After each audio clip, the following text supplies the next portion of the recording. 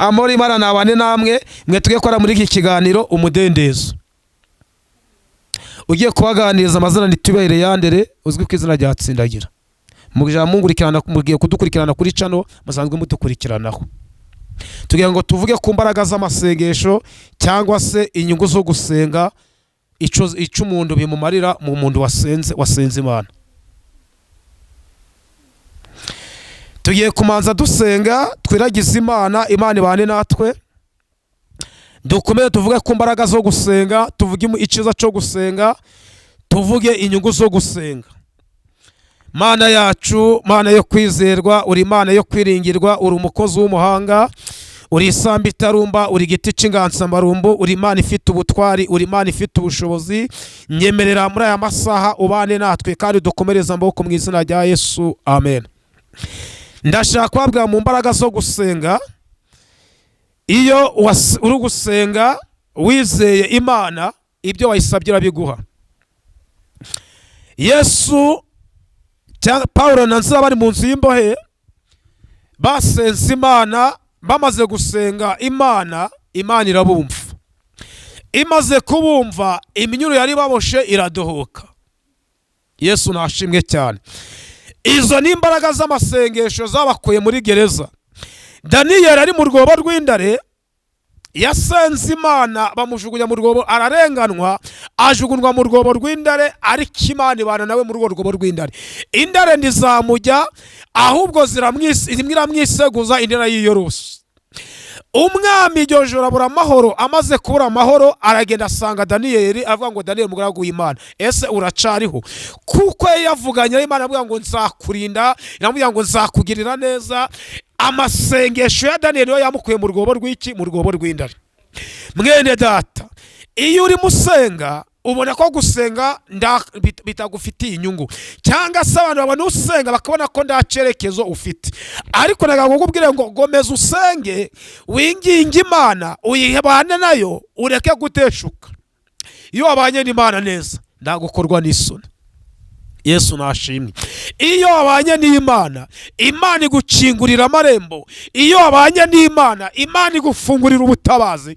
Aho wari utagira agaciro, Yesu aramanuka akareba umuhati ufite, Imana ikaguhera agaciro.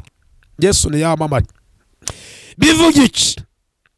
Ndashaka kukubwira ngo Yesu ageze i Nazareti, cyangwa se ageze mu mudugudu witwa Nayini, yahasanze umugabo witwa Lazaro.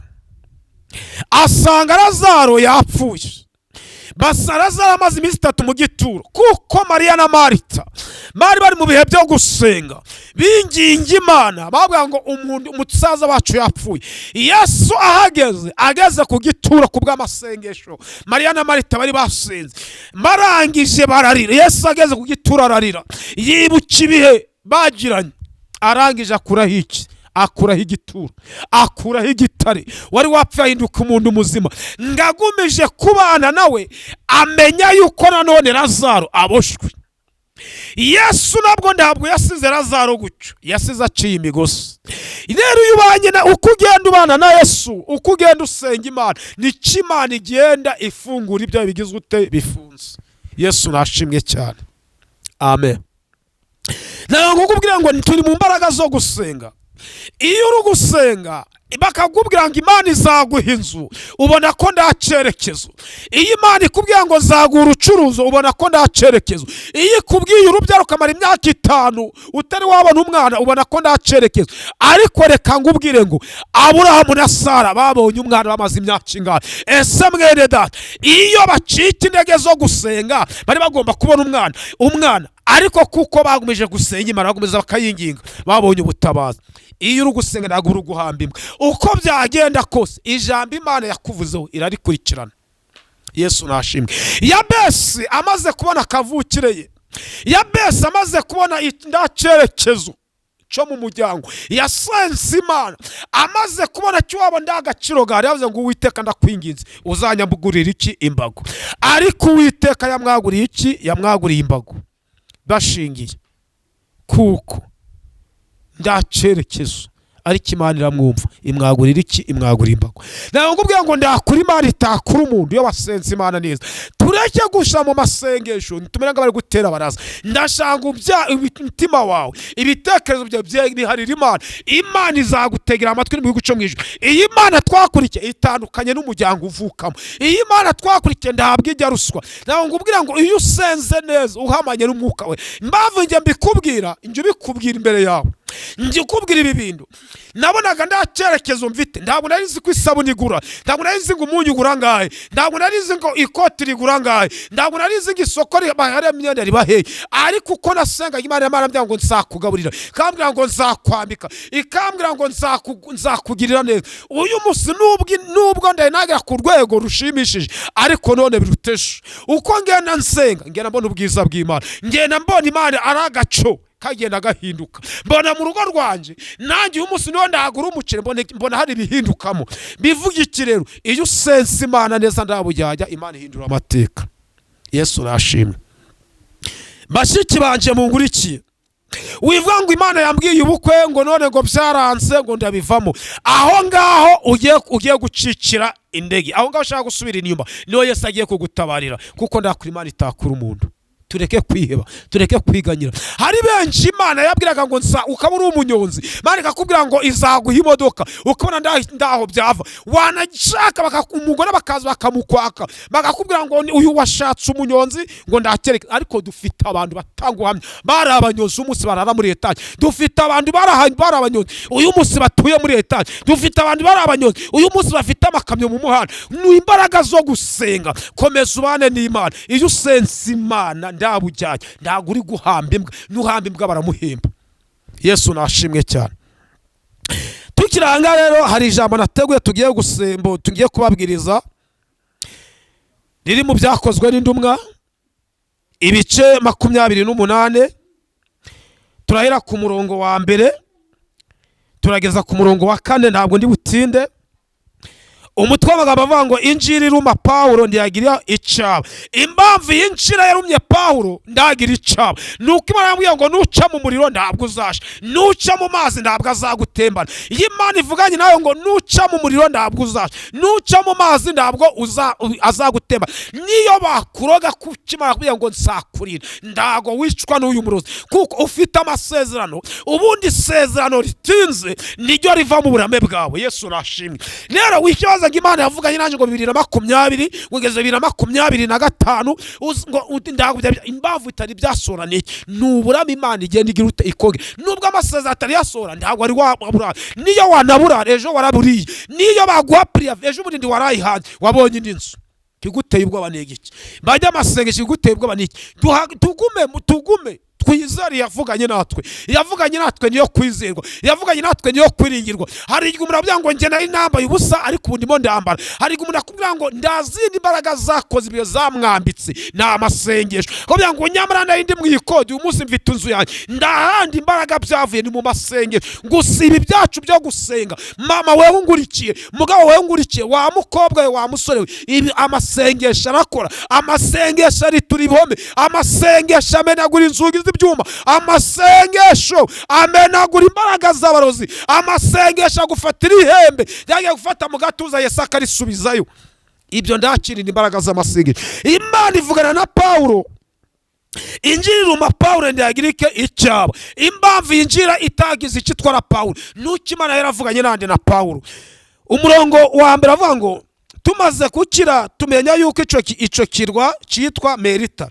Bene ico gihugu batugirira neza cyane, baducanira umuriro, batwakira twese kuko bari mu mvura n'imbeho. Ariko Pawulo amaze guteranya umuganda w'ingwi arazicana. Injira iva mu muriro imuruma ku kiganza. Bene igihugu babonye ico gikururuka kirereta ku gikonjo cye, baravuga bati ni ukuri uyu muntu ni umwicanyi. Ndurora nubwo yakize mu nyanja udaca urwa kibera,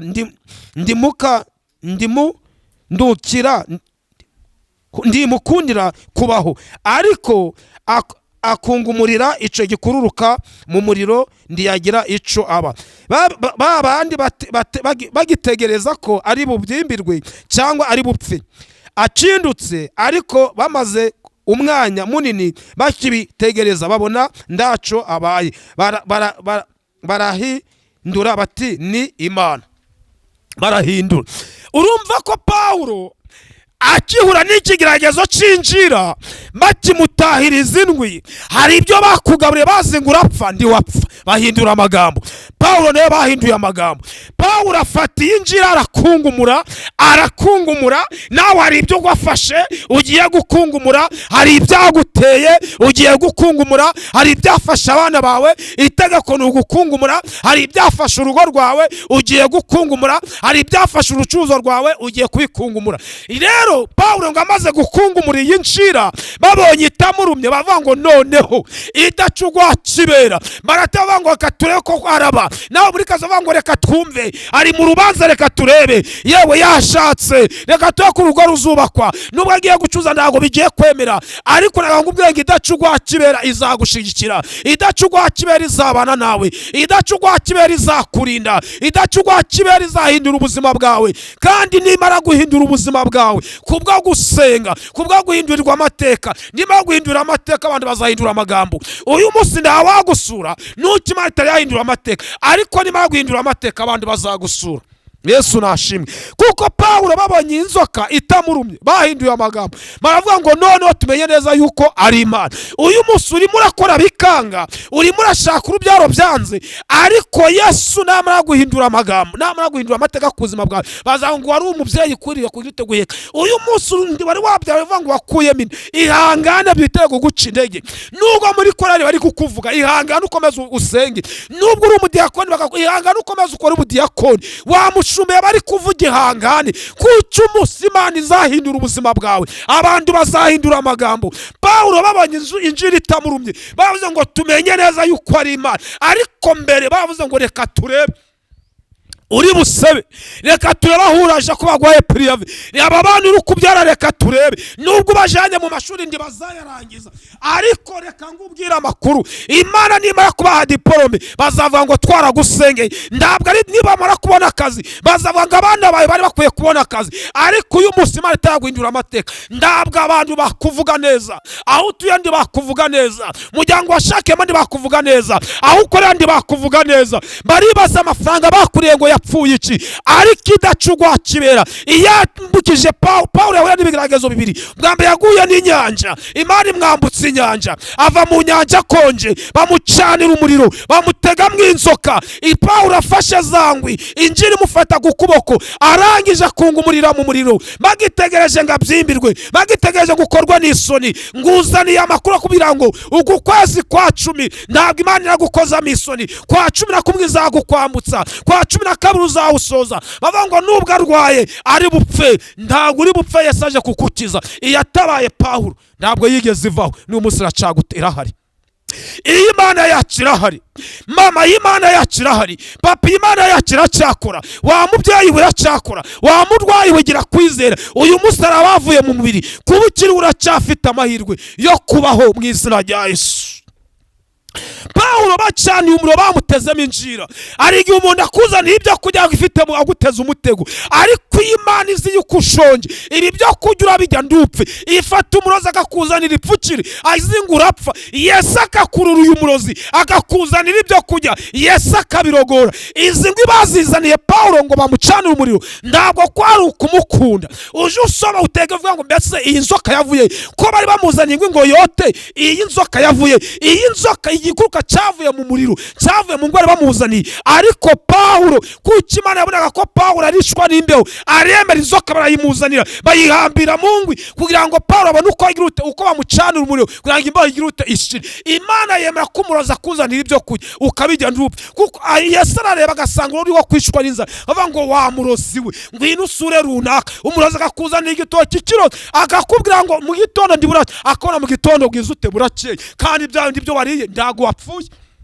ariko nuko Imana ibigira ngo yigaragaze mu gihe gikwiriye. Paulo nawe yari Imana yaragaragaye ku buzima bwa Paulo, ndashangwa nawe Imana yigaragaze ku buzima bwawe. Bakuroge ntabwo urapfa, uzajya ibyica ntabwo uzapfa. Niko ijambo ryaritubwiye ngo uzajya icica ndi uzapfa, uzakandagira inzoka na soropiyo ndacu uzapfa. Paulo yahuye nabyo, nawe mu by'ukuri nabyo. Ihangane, ni nagasabune. Bagiye guhindura amagambo, ntabwo zohanda utuye, ntabwo zikarita utuye, ntabwo zicukora, ariko kuko bakugambaniye ku kazi ndukaveho bagiye guhindura amagambo. Iyo uri umugore ndibakurukana bavuga ngo ya impamvu batamwirukanye ngo ni umusambanyi ngasambana n'abamuyobora. Oya, gira kwizera Yesu n'ugushinga igiti mu kazi kawe. Kuko Paulo bavuze ngo reka turebe uyu mwicanyi, dore ko iyi nzoka none aragira ute arayicika. Ngariko Paulo afata inzoka arayikungumura, ayikungumura mu muriro. Hari ibyo ugiye gukungumurira mu muriro, hari ibigiye ibyo ugiye gukungumura bipfe, hari ibyo ugiye gukungumura ubukene, ugiye gukungumura borokaje, ugiye gukungumura amadeni, ugiye gukungumura amagambo bakuvuze mu itorero, barakuvuze mu bahanuzi barakuvuga, bagusebya hirya no hino. Imana igiye guhindura iki? Igiye guhindura amagambo ku buzima bwawe. Kandi iyo Yesu agutabaye abantu bahindura amagambo. Bene data bahindura amagambo. Muri iyi misari umuntu uri gutabara avuga ngo oya, ngo ndabwo ari Imana imutabaye, ngo ni ikuzimu. Aho ikuzimu we kutagiye ngo atabarirwe. Ndashanga ngo ubwire ngo iyo wavuganye nayo niyo kwize. Ikindi Imana ivugana nawe abantu badahari, ivuganira nawe mwibanga, ariko ibyaye kabisoheza ku karubanda. Haleluya! Ivugana nawe abantu badahari, ariko Yesu akabigaragara kabisoheza muri karitsi. Ndashanga ngo ubwire ngo ibyo Imana yakubwiye byose izabisohoza ku manwa. Yakubiye ko abana baziga. Wikibaza ngo uyu munsi ko Merivare ibuze baziga, yavuganye nayo ngo baziga. Hari n'igihe byemera, igihembwe cya mbere ndibaciye, cya kabiri ndibaciye, ariko icya gatatu bakaja kwiga. Kandi kuko yabivuze uba wakungumuye ubukene, baraza bakazana amanota meza, kandi igihembwe cya mbere bataraciza. Uribaza ngo biva kuki? Nuko ni amasengesho usenga ayifi ufungura imigisha. Ndakwinginga we munyamasengesho bikuvuga ngo ucike indege, komeza wavanze. Ngo nazimize mwa abantu ngo Yesu Adamu na Eva bari kuremwa, bari muri paradizo, nashindi inzoka yari ihari. Ariko Satani yumva amategeko bari guhabwa muri Edeni. Imana ikiva hamwe nabo, Paulo bari kutabara ababyeyi, uko batabaye Paulo bari kutabara abasore n'ingumi. Mana batabaye Morodekayi kwirembo, natwe turakwingize ngo dutabare. Ari amarembo dusuzugurikiyeho, ngwino kuri gisuzuguro ku buzima bwacu mu izina rya Yesu Kristo, amen. Washaka kumvugisha cyase kumba magara, yanshaka kuri nomero 0788 61 49 16 0788 61 49 16. Amahoro y'Imana nabane nawe, kandi Nyagasana kongera imbaraga zo kwizera, kuko icyo Imana yakuvuzeho uzacakira mu izina rya Yesu, amen.